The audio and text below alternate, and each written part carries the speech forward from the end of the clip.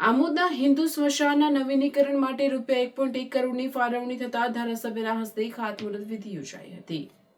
આમોદમાં આવેલા હિન્દુ સ્મશાનમાં નવીનીકરણ માટે નગરજનોમાં માંગ ઉઠવા પામી હતી, જેથી હિન્દુ સ્મશાનના નિર્માણ માટે ₹1 કરોડ 1 લાખ રૂપિયાની ફાળવણી થતા ખાતમુહૂર્ત વિધિ યોજાઈ હતી, જેના પગલે સમગ્ર હિન્દુ સમાજમાં ખુશી જોવા મળી હતી। આમોદ જંબુસર મત વિસ્તારના ધારાસભ્ય ડી.કે. સ્વામીના અવિરત પ્રયત્નો અને દ્રઢ સંકલ્પના પરિણામે હિન્દુ સ્મશાનના મહત્વપૂર્ણ વિકાસ કાર્યને લીલી ઝંડી મળી હતી।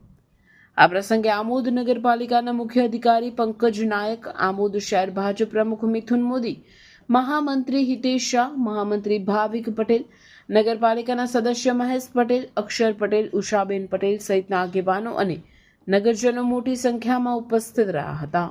અને ઘણા વખતથી જે સ્મશાનની દુર્દશા થયેલી હતી એને અમે માંગણી મૂકેલી રાજ્ય સરકારમાં અને ધારાસભ્યશ્રીને, તો એમાં ધારાસભ્યશ્રીને અથાગ પ્રયત્નથી આપણને રાજ્ય સરકારના ગ્રાન્ટમાંથી ₹1 કરોડ 1 લાખ રૂપિયાની ગ્રાન્ટ મંજૂર થઈ છે।